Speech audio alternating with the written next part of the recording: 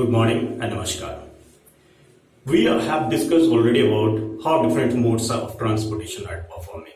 We have also discussed in detail how roadways is better and how we can take maximum benefits from railway. In previous video, we discussed about how we can take hidden benefits from railways. You know, roadways and railways are not competitor to each other. They are supplementary to each other.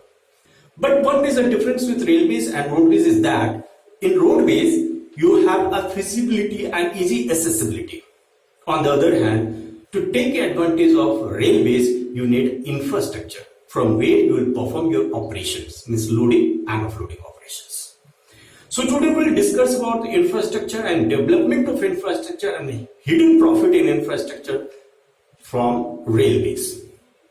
So in terms of railways infrastructure, we mainly divide whole infrastructure in two segments. One segment that is completely related with the customs, where custom authority plays an important role. Another infrastructure that is completely dependent on railways, and railways authorities plays an important role.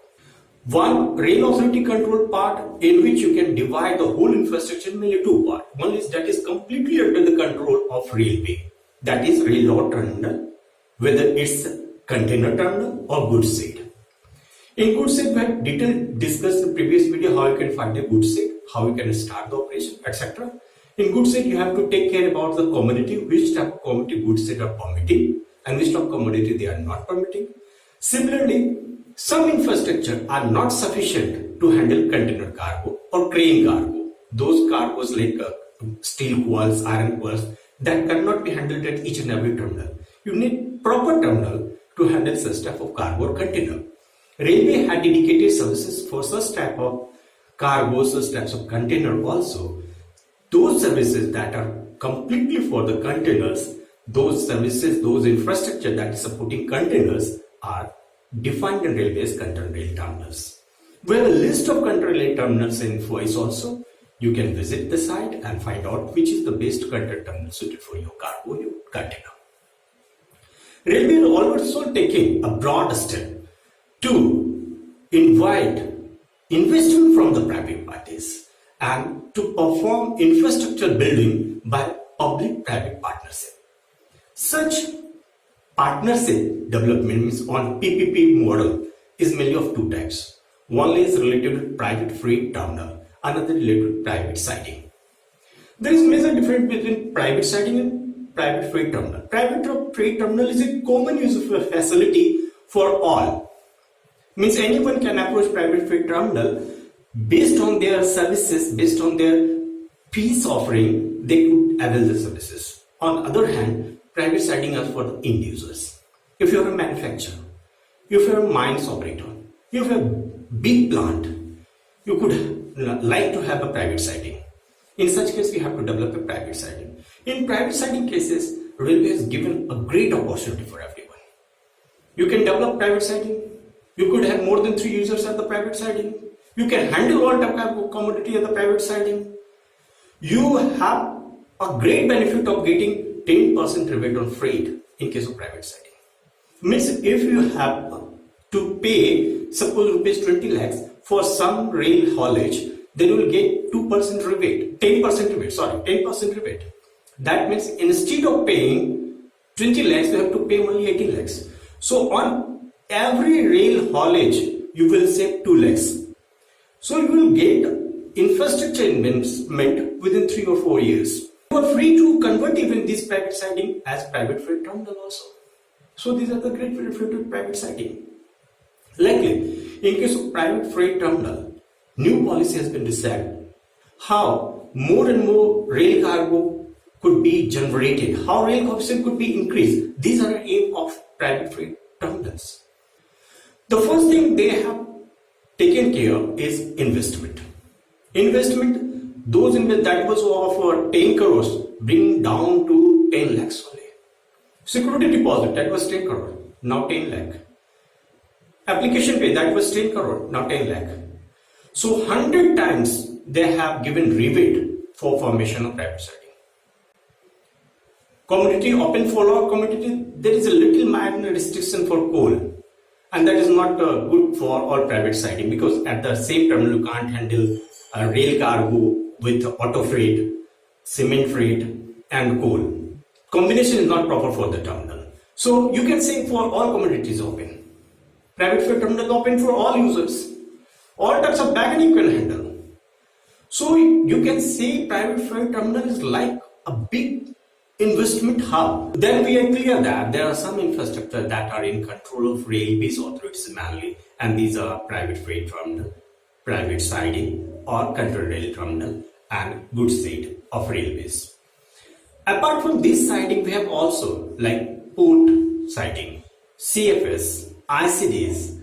These facilities are also supported by railways. But custom authorities play an important role because they are mainly dedicated for export-import purpose.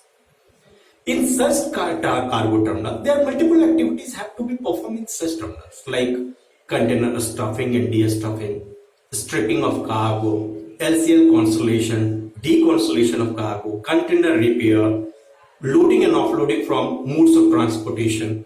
Different activities are also performing in ICDs, that means custom authority controlled rail terminals, and CFS. The only difference between ICD and CFS is very small.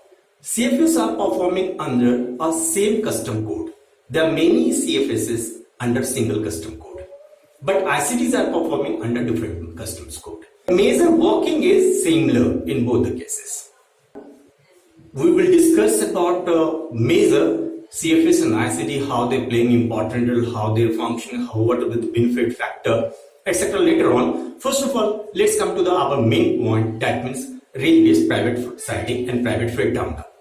In case of private freight terminals, whenever we are going to establish, we first need to find out what will be the feasibility, how we can establish, how will be performing area. One PFT model should not be adopted blindly on another PFT.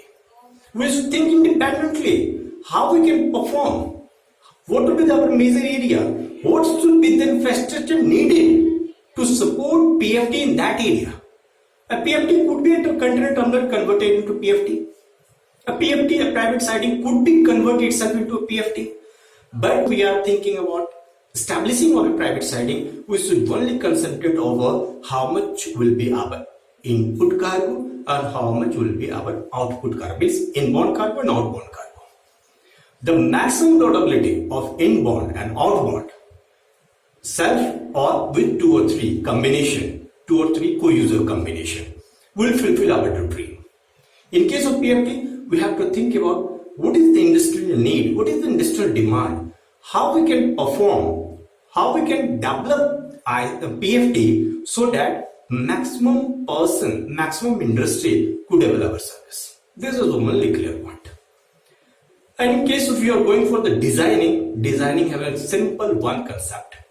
We'll discuss later on regarding how we can design, how we can better design a PFT.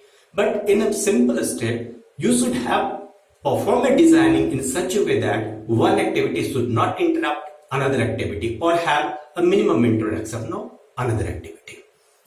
Taking some examples, we'll discuss later on how designing could be performed in case of PFTs, in case of ICDs or CFS.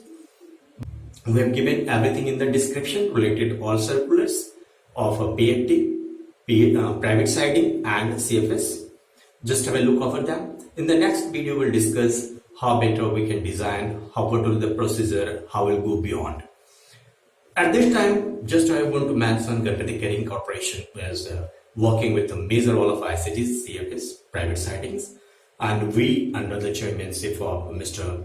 P.K. Srivastava, who is ex-general manager of South to Western Railway, is performing as consultancy services provider also. So whenever you have some sorts of misunderstanding or some sort of guidance you needed, just give us a call. We'll sure support you. Thanks for watching. Thank you.